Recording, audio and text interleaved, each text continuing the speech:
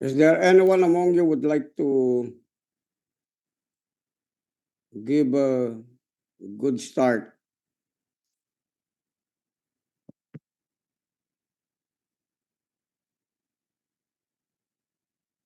Hello? Hello? Anyone among you?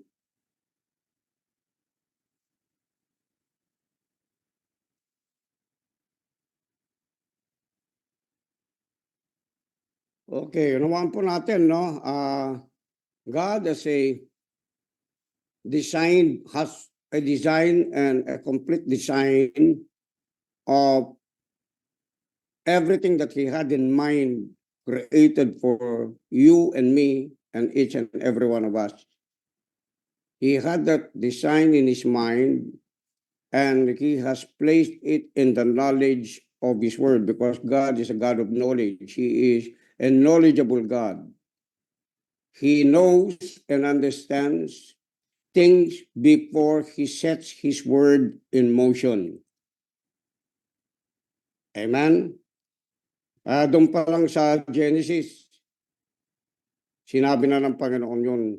Okay, when the Spirit of the living God is hovering over darkness, He already spoke about light. Light. Not where there was light, but light when there was total blackness and darkness. Okay, and He spoke it in an aim, in an intention that what He says will happen. Amen. So, nung sinabi niyang light be, light, when He said light be, the Word of God says there was light. That's how quick the Word of God manifests, because when we begin to understand how God speaks forth His Word, that He doesn't speak His Word without any power to create. The Word of God itself is creative because He is creative. Nageget po ba natin? Amen.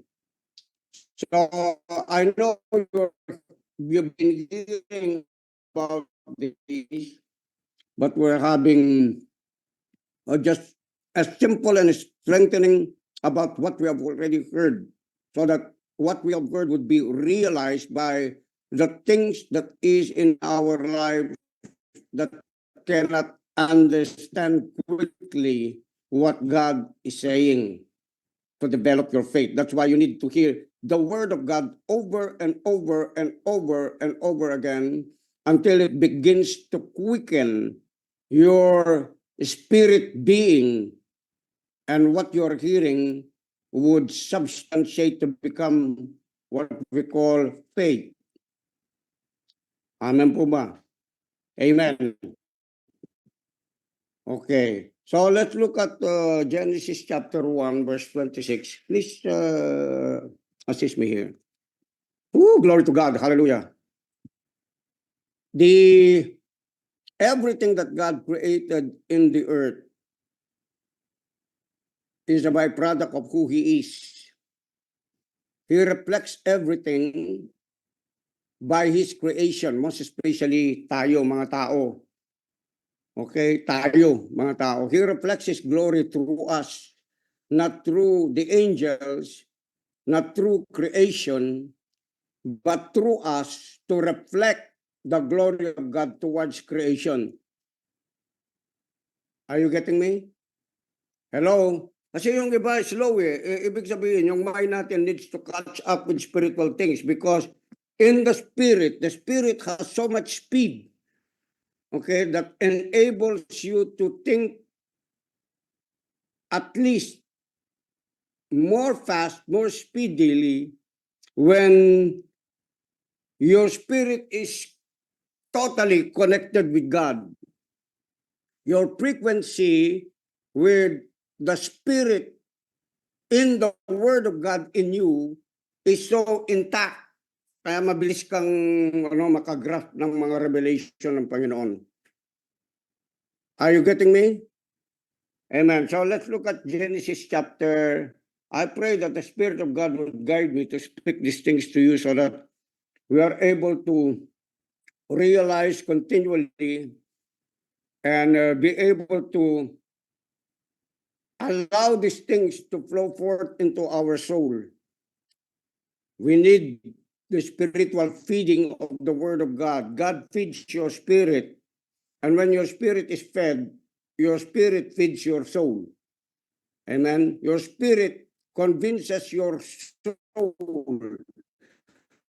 renews your soul, transform your soul from what you by His knowledge. Tandaan po natin yun. Kaya meron po tinatawag na natural knowledge at meron tinatawag na spiritual knowledge. So, the spiritual knowledge will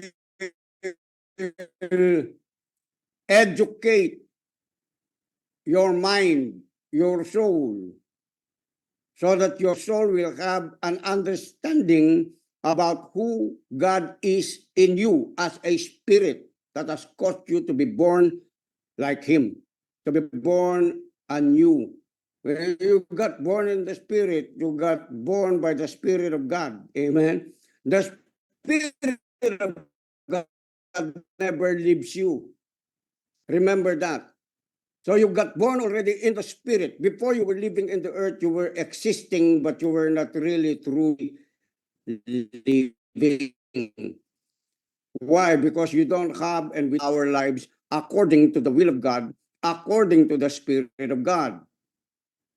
So when a person gets born of the Spirit of God, as you have received, you have believed in the name of the Lord Jesus Christ, the Spirit of the living God entered you already by the pneuma, the confession. Hello? Di ba kinonfess natin? Father, I believe. I thank you for Jesus. Jesus, I invite you. So, by merely speaking forth those words are spirit and they are life. That's why it's called pneuma. It's called spirit. You don't see them physically, but you can spiritually. And when they operate in the spirit, you could even sense a change in that manner. Merong pagbabago nangyari mismo doon sa puso mo, within the heart, within the very center of your being, something took place. Amen. Okay, so if a person is saved, if you have received Jesus Christ as your personal Lord and Savior, there will be always an interference, okay, of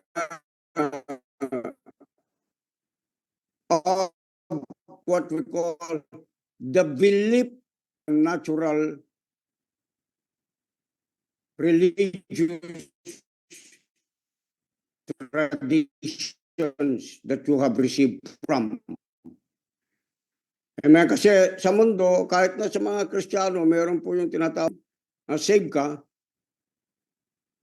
Tapos, the following day or the following month, meron kang narinig. Kapag nangyari, meron kang mali, meron kang nagawang kasalanan, ano mangyari? Parang marirevoke yung salvation mo. That is not how God thinks. That is not who God is. Are you with me? Because God never changes His mind, most especially to each and every one of you, each and every one of us. That the very purpose kung bakit Jesus has to lay down His life to save us, so that there will be people who would believe in His name. And when you believe in His name, that means to say there is a guaranteed security which we call salvation. Nakukuha po ba natin? Amen. Because if you don't know this, you don't understand this, the devil could lie to you. Amen. Because you have seemingly, when you have sinned against that, then that is an opportunity for the devil to come unto you and deceive your mind. Where is he deceiving you? In your spirit? No, he cannot touch your spirit. He cannot speak to your spirit. He can only speak to your unrenewed soul, unrenewed mind.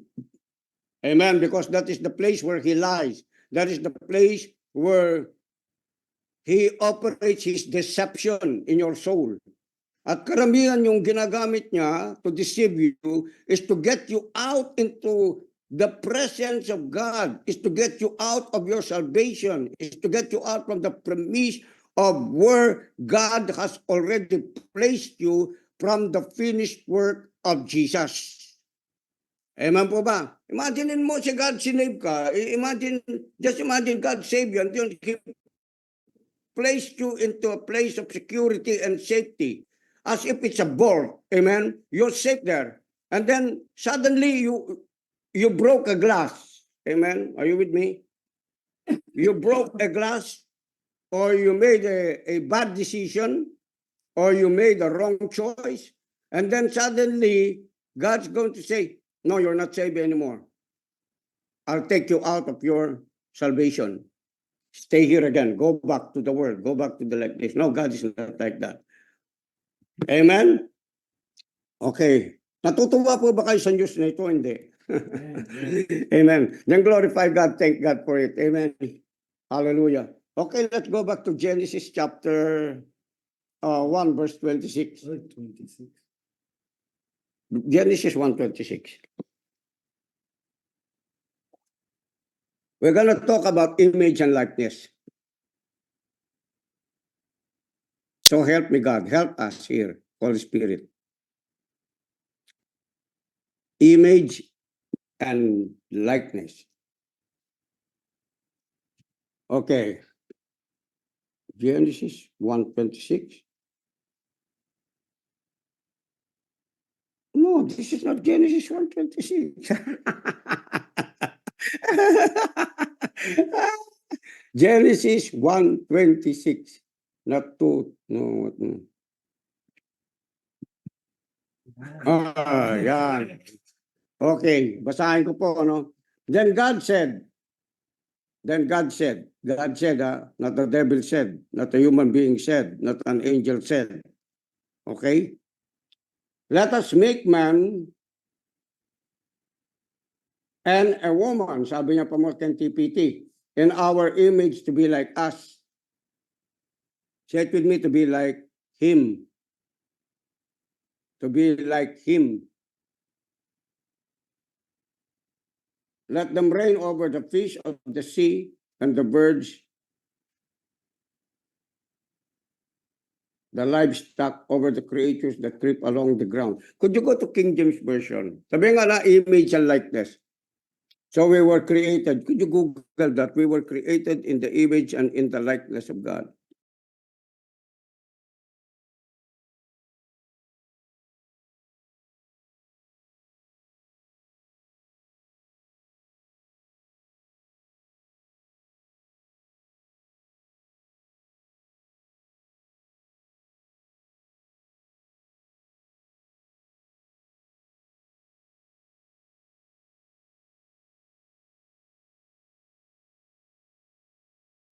Nakamute ka, Dad.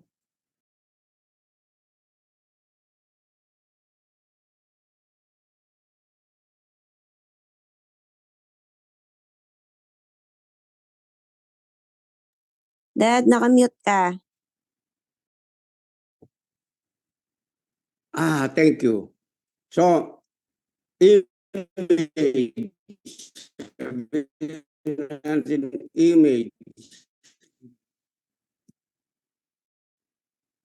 Okay, image. Diyan muna tayo.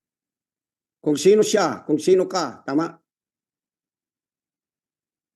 Amen? Okay. So, image means to say kung ano yung itsura niya. Kung ano yung itsura niya ngayon. Ano yung itsura mo, ikaw yung image ng Panginoon. Ikaw, tayo lahat, whether Koreano ka, Negro ka, Japanese ka, you are now the image. Doon muna tayo sa image. No? Let's break down the image. Could you get me... Okay. Image. So think right now about the image of God. Who is God? Doon tayo mag-break, no? Doon sa image. Because what we know and who we know about God becomes what we call the reflection of who God is to your soul, to your spirit, and then to your soul. Who is God?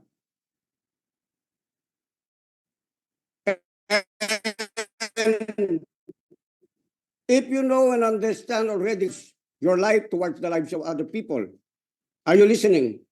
So he doesn't become a religion only to you or a religious practice only to you, but he becomes an embodiment. The Spirit of God becomes an embodiment of who you are in the realm, the invisible. You can't see it, but in the realm of your soul, when you begin to download those things that are in the command center of your soul, your mind, your will, your emotions, it becomes already what we call a presentation towards your actions as you begin to speak and act according to that image that you have. Doon muna tayo sa image, wala muna doon sa likeness, okay? O, ito. Noun, image, a representation of the form of a person or object such as a painting or photograph. Another is a sculptured likeness. What is in the mind of God, He put it into a place where it is visible to be seen by a naked eye, heard by the ears, physically. Are you with me? Amen. Parang yung image, Josh painted a very wonderful painting yesterday. Actually, I was awestruck by the painting that he did. Okay? He is a very good painter. He looks like me. Hallelujah. Amen. We have a DNA of painters, artists. Come on. And even you have that. Amen po ba? All of you have it. Amen. Why? Because you are a sculptured likeness. What is in the mind of God, He put it into the canvas, okay? And breathed in it that it is not only just a painting in the wall, it is something that you could get it out of the wall to make it move. Are you listening? Hello, kaya gumagalaw, kaya sabi ng Bible, in Him we live and move and have our being. Right now, your consciousness is renewed into a place that you can think like God, act like God, move like God, speak like God. Ngayon ito, pag ito nakuha nyo ito, wala na yung level up, wala na yung breakthrough sa inyo. Now I'm saying this, excuse me, this is only for our team. Don't speak it out because the churches, a lot of it could not understand what I'm talking about.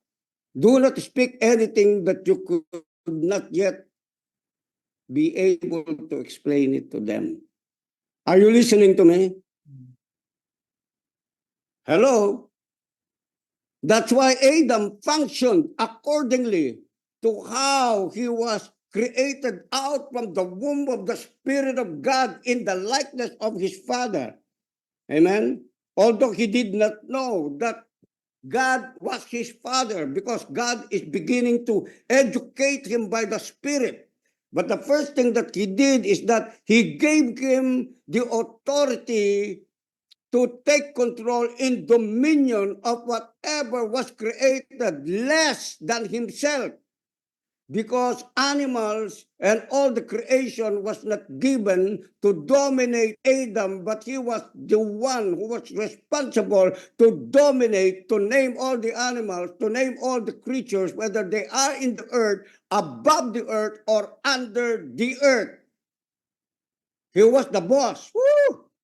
He was the representation of the CEO. He was the representation of the creator. Okay, becoming the one responsible to manage the creation and to be able also to create on how God was able to create according to how he was created in his image and likeness. Now, take time kasi di ba may tinuro ako ng Sunday. Sabihin nga natin, sanctification. The sanctification process of our mind. So, hallelujah. And then, when your mind is totally sanctified, then you could gauge where the glory of God. Well, afterwards, we're going to talk about the glory of God. Amen. So, ano pa yung isang meaning? Sabi niya rito, isang meaning is optically formed. Okay? Optically formed, duplicate, counterpart, other representative reproduction of an object, especially an optical reproduction formed by the lens in a mirror. When you look at the mirror, you're thinking, amen, you could look at in the mirror of the Word of God, because the Word of God is the Spirit of God, the Word of God is the mind of God, the Word of God is a clear perspective when you could look yourself who you are. That's why when you look at yourself in the Word of God will speak about who you are in Him, not who you are in what religion or traditions of men has taught you. It's not about what the evangelicals has taught you. It's not about the Pentecostal that has taught us. It's not about the Baptist that has taught you about that kind of image. The Word of God in that form, in that revelation, when you see yourself, amen, you're seeing God in you. Nagiget ba natin ito, mga kapatid? That's why, kaya nga sabi ng Bible, nothing is impossible to them that believe. Why did you say that? Because if you see yourself as an image of God, you see yourself as an image of God, and God is returning back that kind of image when you see him into the Word of God, that is saying, you are this. You are my image. Hello? Now, and then God will, that's why, how many of you understand that prayer is a conversation?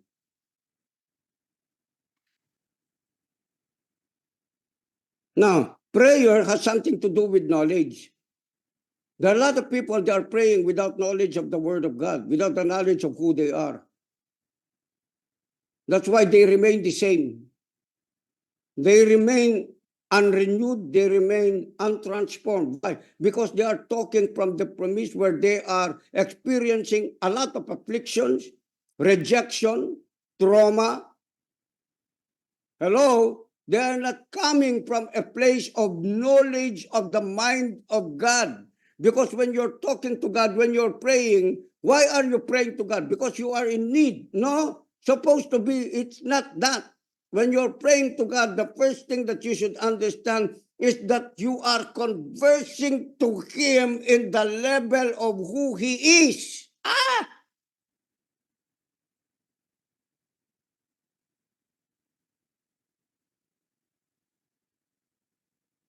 When you are conversing in the level of who He is by His Word, you are already into the frequency of the mind of God, in the spirit of the mind of Jesus. That is the purpose why you got born again, so that you will no longer remain in the realm of the fleshly kind of belief, but in the realm of the spirit. I pray that you will be able to understand what I'm saying and receive it by faith.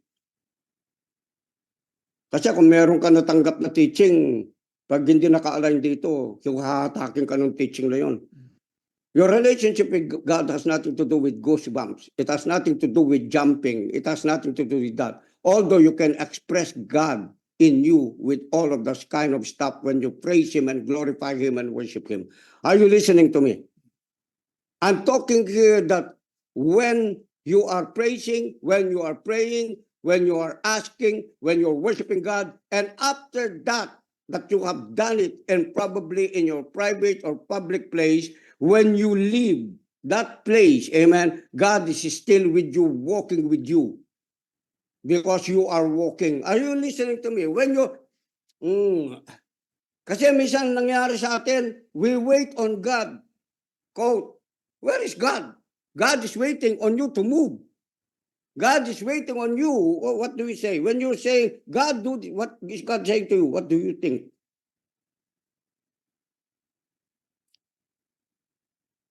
Why? Because you have already become the image and likeness of God. God is waiting for you to talk about Him. God is waiting for you. Amen. Are you with me? Hello?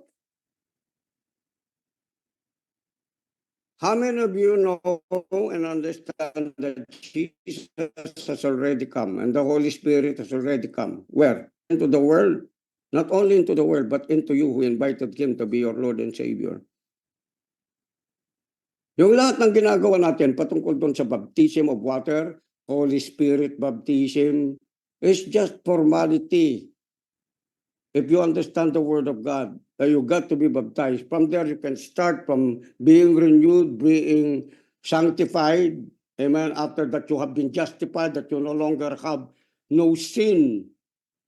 Okay. Could you look at me for this scripture?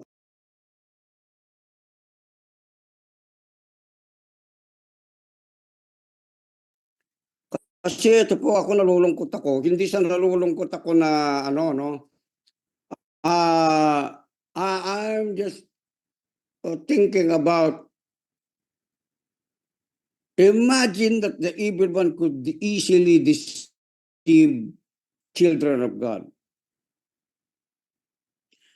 That's why the Bible is always talking that the people of God are perishing not because of lack of money, not because of a lack of religion, lack of like this, lack of like that, but lack of knowledge, revelation knowledge.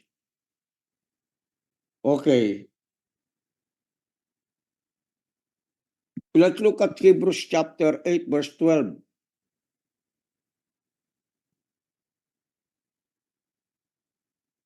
Ito ang tindi kasi nito, no? Verse 10, let's start with verse 10. Okay, King James Version. I would read in King James Version. For this is the covenant that I will make with the house of Israel after those days, saith the Lord. And I will put my laws into their mind and write them into their hearts, and I will be to them a God, and they shall be my people. Okay. In the Old Covenant, in the Old Testament, He said this to form a nation which is Israel. Are you with me? From Jacob, the deceiver, he has to change the name of Jacob and make it Israel. From there, he would be able to start what we call members of the family of heaven in a small country.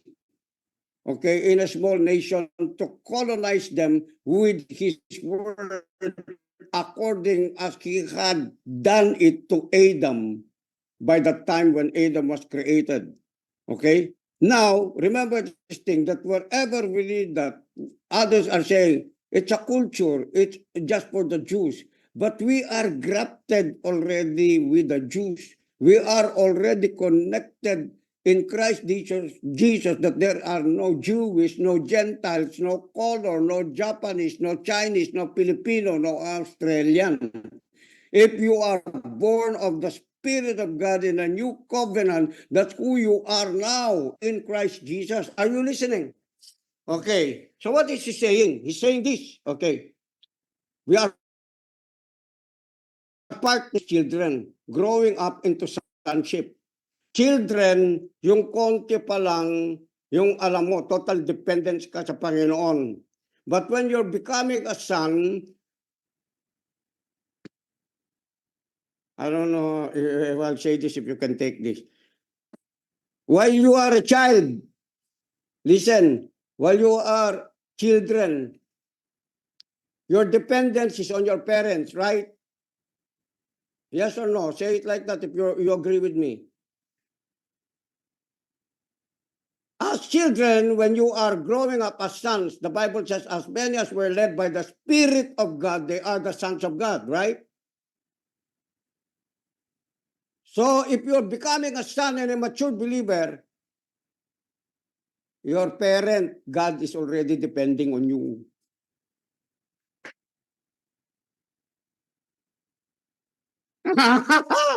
Nasyak kayo, no? Hallelujah. Imagine mo yun. God is depending on you. He has so much faith in you. He has so much belief in you. He has so much knowledge in you towards you that He has given you a portion of what you can have according to how He does things. That's why when you have the knowledge of the Word of God, and from that knowledge you've got the power and the authority and the dominion, you can speak like God now in the name of Jesus. That's why when you are speaking, there is a substance to create. There is a substance to bring forth whatever God has already laid in His Word from His promise towards you. Not only a promise, but literally embedded into the deepness of our spirit man.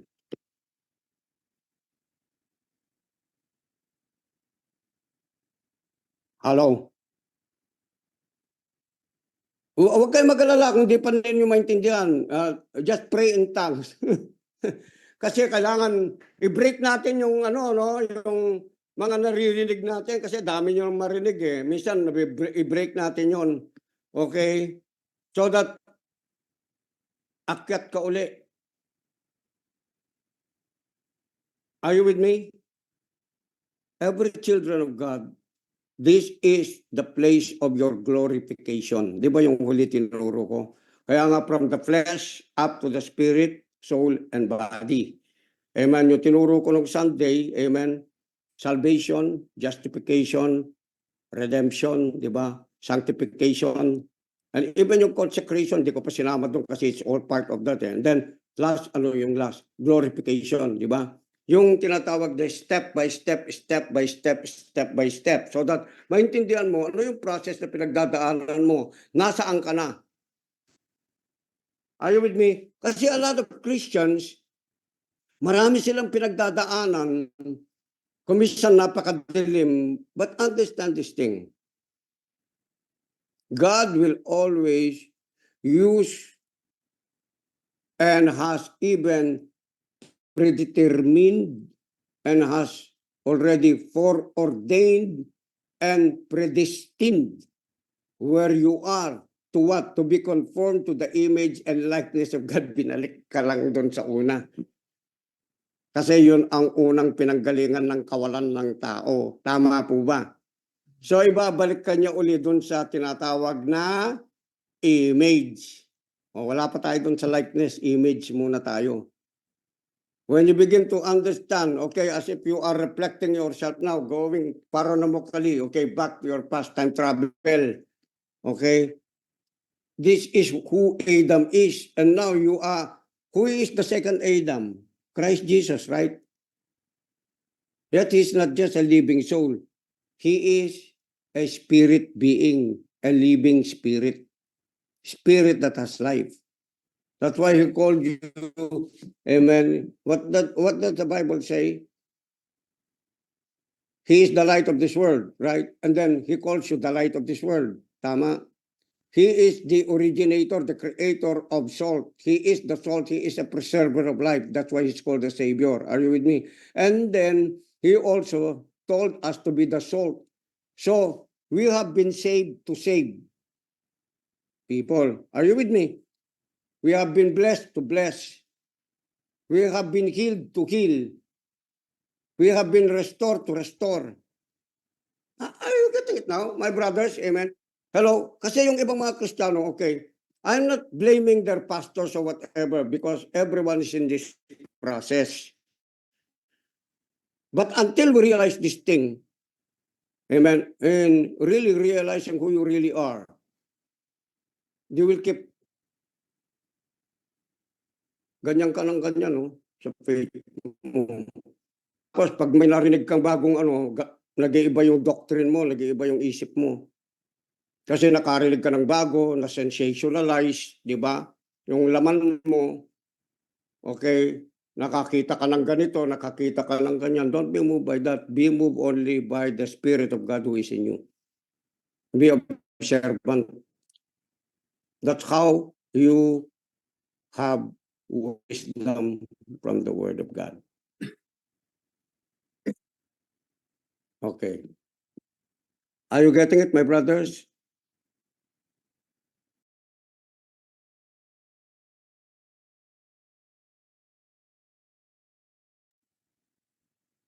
Okay. So now, let's go to likeness.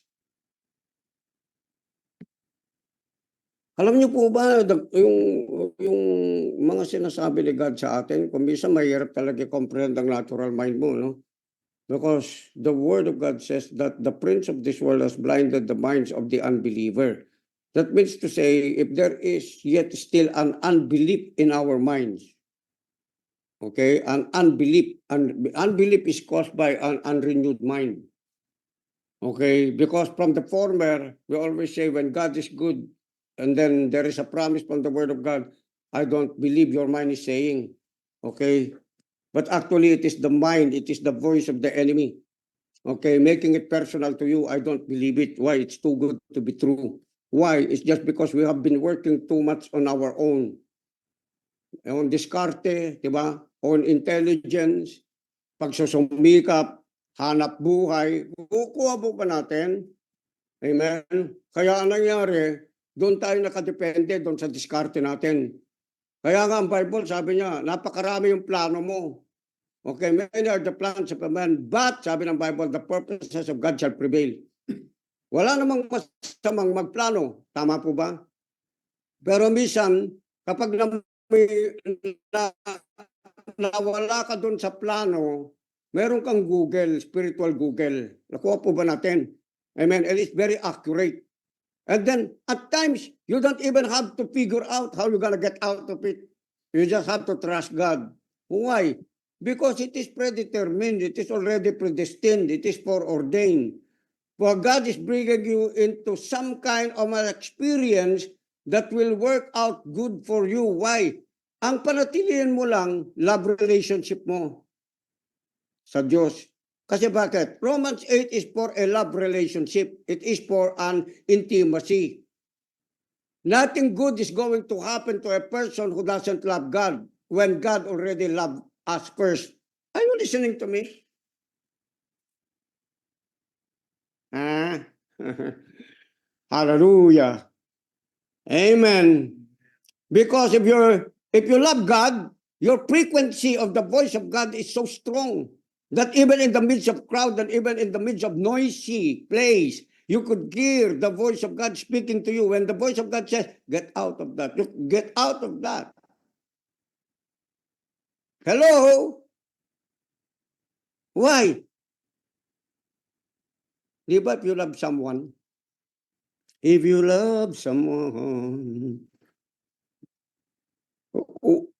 what happens to you when you love someone? You're not listening to any voice outside of whom you love. Your heart and your mind and your thinking is always with the one you love. Merong ang kanta, yung kanta na yun, the one I love, it shines like silver, the one I love. Di ba? Kasi yung eto, why are we loving and why do we experience that kind of love towards a friend, towards an opposite sex? Why? That is the love of God incorporated in who we really are as a human being from that point.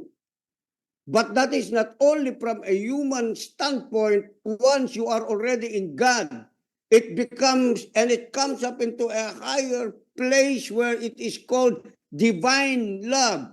From the human form, from a human being kind of love, you begin to elevate into the divine God kind of love. Divine love. Pure.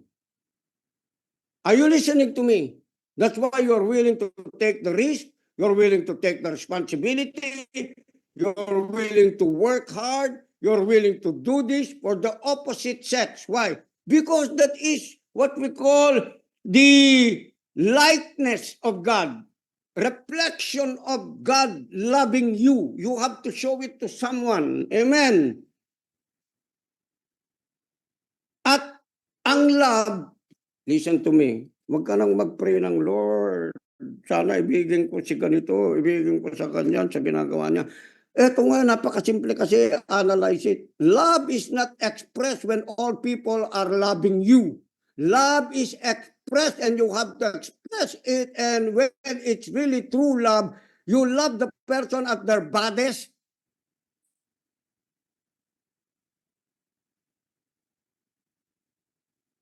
Kaya nga, ito, babalik na naman tayo, no? Pag merong tao, galit na galit sa'yo, yung choice mo, choice ni Christ, love them that speak evil of you. Love them that despitefully use you and persecute you. Love them. Kahit na meron kang offense sa kanila, o kahit na seemingly wala kang offense na ginawa sa kanila, pero you just love them. What does it mean? Brad, pasensya ka na ha, kung halimbawa I have caused you to be angry with me dahil sa decision na ginawa ko, meron akong nagawa sa'yo na talagang, alam mo yun, na-toxic ka sa akin. That is the love of Christ. That is the love of God. You have lose your sense of hate of people towards you, and then yung tinatawag na sama ng loob sa kalooban mo. Di ba nabanggit ko last Sunday yan, yung sama ng loob. Nasaan yung sama ng loob? Sama ng loob sa iba, hindi, sama ng loob, nasa loob mo yun. Ninonurture mo yung sama, napakasama doon. Ang idudulot sa buhay mo, lulungkot ka. Woo! Mabubwisit ka, irritable ka, pati mukha mo papangit. Tatanda kang mabilis. O tapos iraraos mo ngayon yon, relieve saan? Kakain ka ng marami, mag-e-exercise ka. Pero kung yung sama ng loob nandun, ine-exercise mo pa rin yung sama ng loob. Ikinakain mo pa rin, iliniligo mo pa rin yung sama ng loob sa'yo na kumakain sa'yo sa loob. Nageget po natin. Amen. Kaya nga pag pumapasok pa lang, meron ka ng shield. You block it. Oh, I refuse that. In the name of Jesus.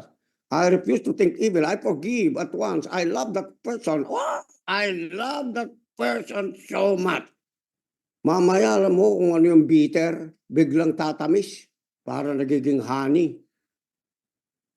Pag naalala mo yung mukha niya, naalala mo yung pangalan niya, amen, nai-inlove ka na doon sa taong yun ng totoong pag-ibig. Kasi meron ka ng totoong kapatawaran sa puso mo, katulad ng Panginoon na naninirahan sa puso mo.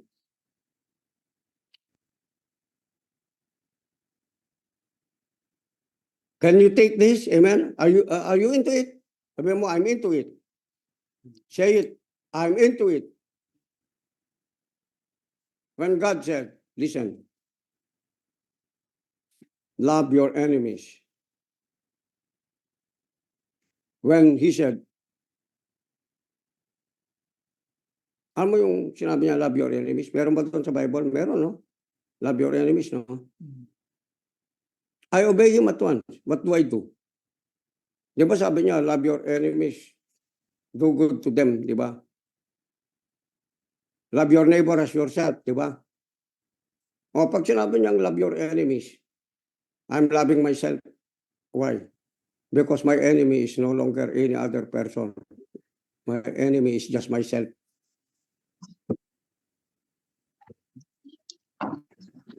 So if you're loving the other person, you're loving yourself. You're loving yourself, you can love your enemies. Amen. Di ba ang unang kumukontra sa sarili mo, minsan hindi man yung ibang tao, kundi sila present, yung sarili mo kumukontra sa isip mo. That's why you have an enemy within yourself. which is the flesh, which is the old man, unrealized. Amen. Now, everyone could be your friend. Everyone. If you are a friend to yourself and you are a friend of God, amen, it doesn't matter who they are. It doesn't matter what they say. It doesn't matter what level they are into, amen. You could adapt your life water. Hindi ka makikipagbungkuan sa kanila. Rock to rock, stone to stone, steel to steel. No, you're like water. Yung water, alam mo yung water, it just occupies the space. That's water.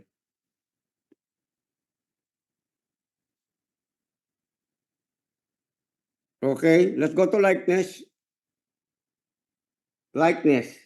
Okay, likeness means refers to the quality or state of being like or similar to someone or something. Okay, similar, likeness. So, when you operate your life right now, isipin mo, when you become conscious and aware of it, most especially when you are in the midst of people, conversing with people, you are revealing the likeness. Okay? The quality, the manner of living, the mannerism of God in you, the mannerism of Christ in you, because it is a matter of living. It's not you just displaying something externally. No, you are displaying the beauty of God, and God is glorified. People would not see God's glory and would not see the goodness of God, would not see the grace of God and the mercy of God if it is not being shown by us as His people. Because we are already the body connected to Him. Now, if we are the body connected to Him, the head would not be doing separate thing and the body doing separate thing.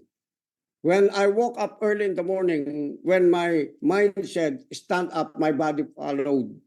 When He said, take a shower, my body took a shower, right? When my mind said, okay, my head said, go and eat, and then my body followed, and then my hands followed.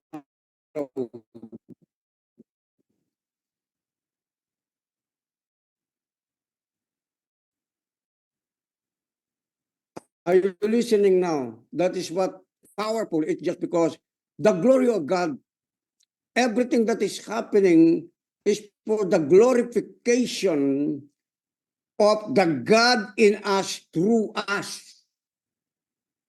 Ulitin ko, no? Is the glorification of the God who is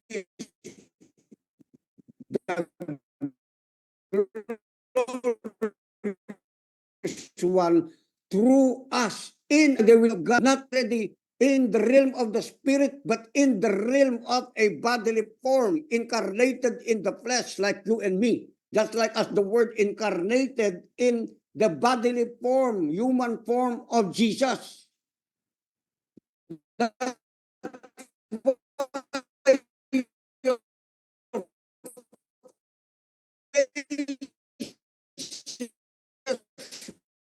Will shine. Amen. Eternally.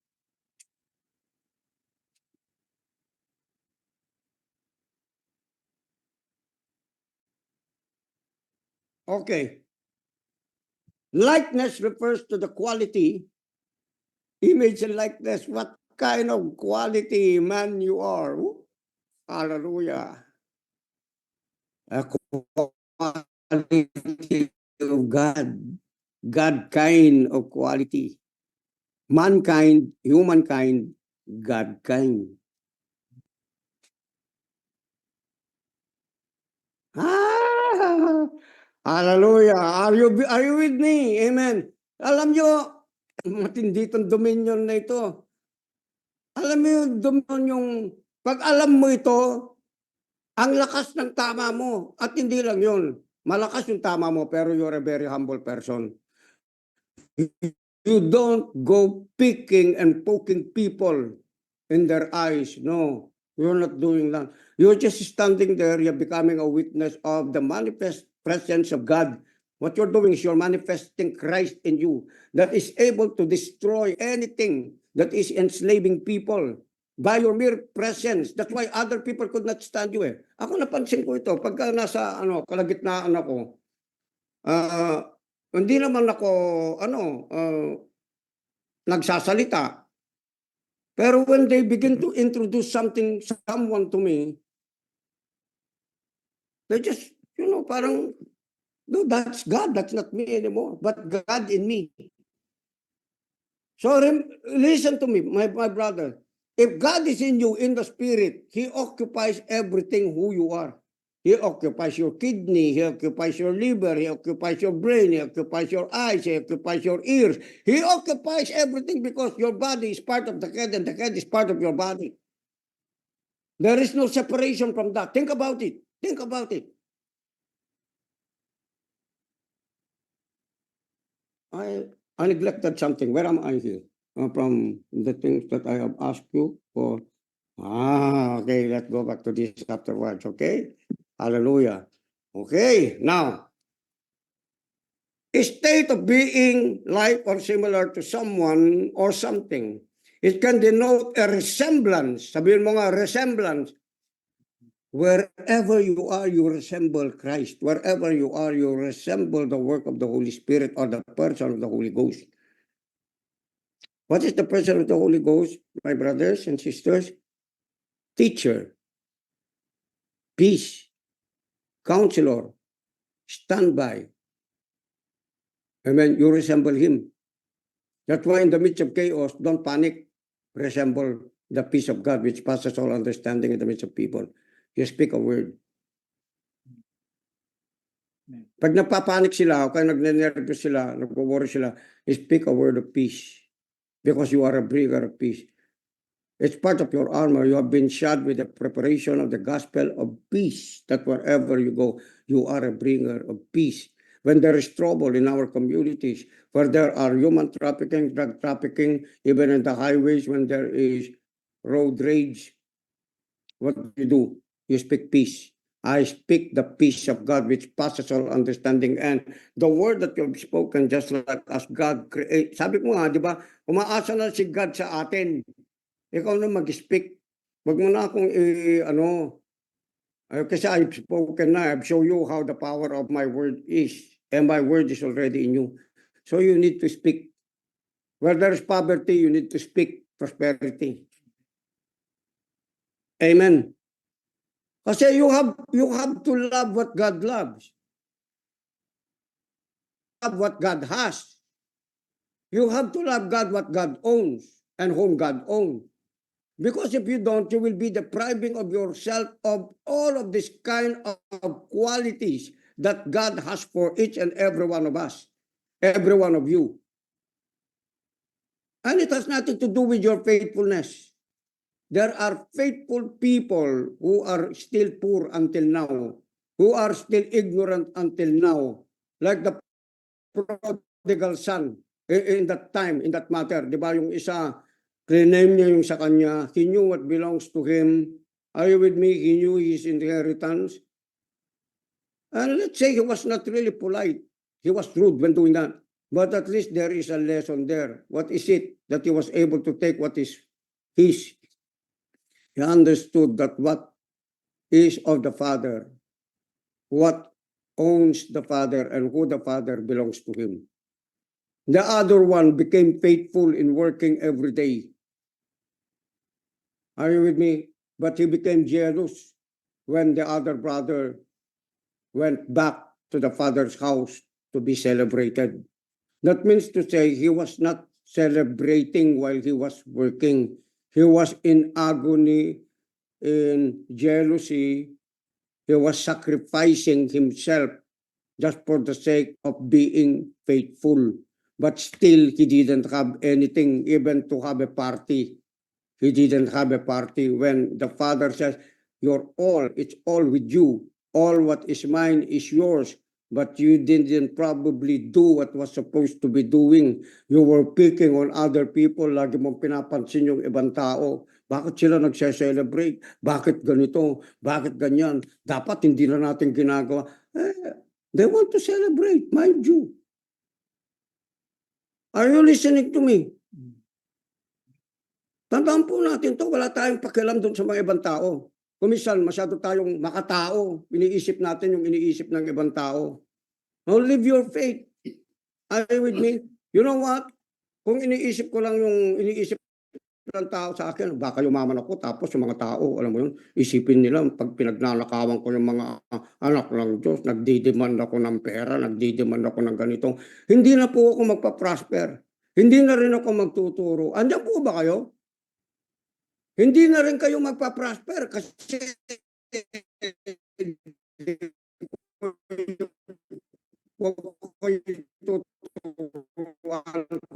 yung iniisip na lang ninyo at iniisip ng taong Christ towards me and towards you. Are you with me? Ako naintindihan ko kayo, yung mga nagpo-post sa tatama mo lang yun eh. Post ka doon sa social media, 'di ba? May mga posting ka, may mga pa-post ka pa. 'Di ba? Ang dami mong ganito. Wala namang masama doon eh. Basta ang inaano mo sa sarili mo, motive mo, intention mo, eh yung ibang tao, kasi meron ka naman sinusulat doon patungkol sa Panginoon. Pero yung iba kasi ini-ignore yung nakasulat doon. Ang tinitignan nila, kini-criticize nila, yung ikaw nagpo-post ka, nang nakabihis ka pa, minsan naka-BMW ka, minsan na may bago kang kotse. Ang ibig mo lang sabihin doon, ako sila intindihan ko kasi taga-powerhouse ako, no? Tinuturo ko sa inyo ito. Yung pinapaalam mo, this is not just me. It is God in me. That's why everything became possible for me that I could live my life like this. Kasi yung mga tao sa mundo, nagpo-post din yun eh. Pero ano pinopost nila? Yun lang mga pag-aari nila na wala man lang acknowledgement sa Diyos na ang Diyos nagbigay ng Lamborghini nila, nagbigay ng mga mansion nila eh. Kaya nauuwi lang sa corruption, nauuwi lang sa walang kwenta. Tama po ba? Ngayon ito, kung halimbawa kapatid mo, nakita mo, nagpo-post, wag mo lang batakin kasi nag-e-enjoy lang sa buhay niya yun. Tikman mo, basahin mo, ano ba yung content mismo ng post niya. Tama po ba? Kasi kung wala pong content na yun, o kaya hindi mo binabasa yung content nun, tapos sinasabi mo ganito, you're just criticizing, you're just jealous, you're envious. What that kind of spirit? Are you listening to me? Kasi ako nangyari din sa akin yung pag tinitignan ko, sasabihin doon, may demonyo, di-demonize ka. Tignan mo yung ano. Alam mo kung anong gagawin ko? Ilalike ko. Bless you. That's it. That's what you're supposed to be doing. Glorify God because the glory of God is in you. If the glory of God is in you, you can't afford not to share and show the goodness of God. Maglagay ka. Kaya nga sabi ni Paul, to them who wants to boast, let them boast in the Lord. Are you with me? Anong pinagkaiba mo? Motive. Pangalawa, intention. Pangatlo, purpose. Yung iba, nagmamayabang, sabi ng Bible. Pero pinagmamayabang nila yung mga bagay na makukurap lang dito sa mundong ito. Oh, ito, pinagpaguran ko. Oh, dito, nakita mo naman kung paano ako dumiskarte, oh. Naka-Lamborghini ngayon ako, naka-BM ako, naka-ganito ako. Hindi na about yun eh, di ba? The reason why nagbibihis ka ng maayos kasi that is a reflection of the glory of God in you. Now listen to me. The Bible says in the book of Ecclesiastes chapter 9 that there was a man, a king, have a problem. Okay, they have a dilemma. But the poor man, the Bible says, the poor man delivered them out of his wisdom. But because he was poor, the Bible says, but his wisdom was forgotten. He was forgotten from what he did. Why? Because he was poor. That's why God wanted us rich. Are you with me? Your wisdom, your knowledge and understanding matches your riches. You're rich in everything. You're not just rich in wisdom and knowledge. And then pagka nagdamit ka, damit kang basura. Are you listening to me? Hindi ganun yun. Kasi wisdom will produce wealth. Are you listening to me? It will not make you poor. It will really make you rich because God knows that the acceptance of who you are in the world is something that has something to do with material blessing. That's why he exposed the riches, okay? He told the world of the account of Job and the bank account of Job in the book of Job that he was a very rich person. That even Abraham, he spoke it, his word, he made it known that Abraham was a very wealthy person. Why? Because whether you like it or not, people wanted to become rich, not poor. That's why when they see the riches of God in you, that is an opportunity not to boast of yourself in arrogance and pride, but to boast of the one who is in you that is rich and wealthy in all things. Are you getting this, my brothers? Please guide me again, my brother. Okay. Nakukuha po ba natin, mga brothers? Amen? Hallelujah. Ngayon, kung ikaw binigyan ka na ng opportunity ni God para ikaw, yumaman ka, mayaman ka, show good work, sabi ng Bible, not to be saved, not to be accepted, not to be righteous, not to be holy, but because you are in all of those things. You have been made righteous before God, you're saved, you're justified, you're sanctified, you're consecrated, you're glorified. Come on! Hello, the Spirit of God is in you, that when you do those things, you are connected. When they say, hello, when they honor you, you know what? When they honor you,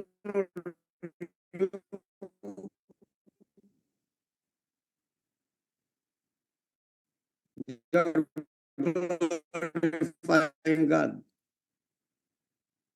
Hello, pag ang galing mo, sino nasa iyo?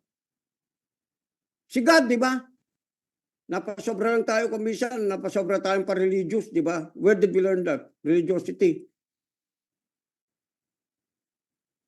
Are you with me? If you're connected to the Father, you're connected to God, Christ Jesus, you're connected to the Holy Spirit. When they give you praise, they are saying glory to God unknowingly. Because all of the things that are in the earth, the created things, will bring honor and glory to God once they see what creation has been given to them as a blessing to serve the purposes of God in humanity. That's why when you honor a person, you're honoring God.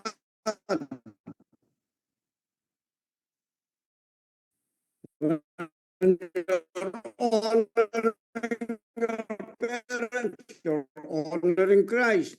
Where you was given the gifts to each other. Okay? Yung mga iba, masyado lang serious. Mag-smile kayo.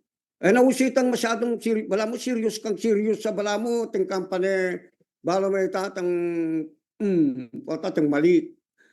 Bala mo, diyang itang mali, ag yun ang lako na nene nga pong ginuita. Tok lang kami misip mali. Alam mo, yung cautious ka, okay yun eh.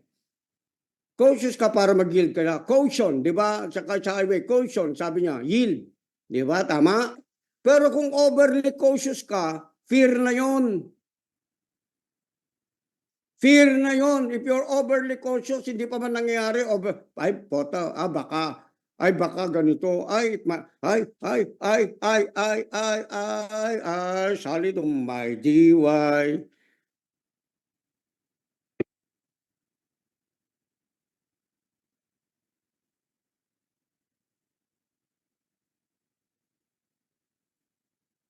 Grabe to. Likeness, it can denote a resemblance in appearance, character, or nature. For example, a portrait might be described as having a strong likeness to the person it depicts, to the person who created it.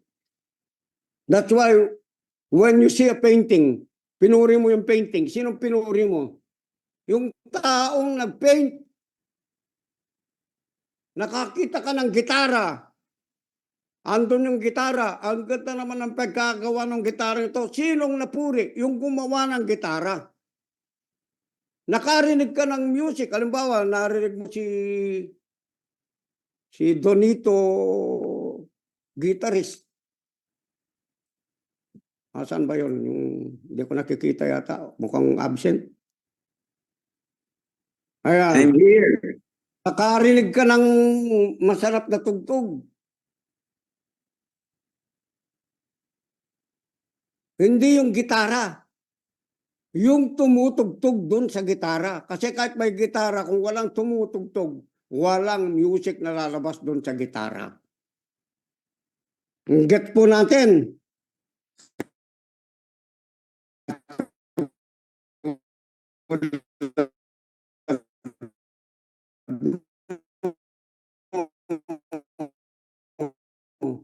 Kung masarap yung ng tao, sinong pinupuri nila?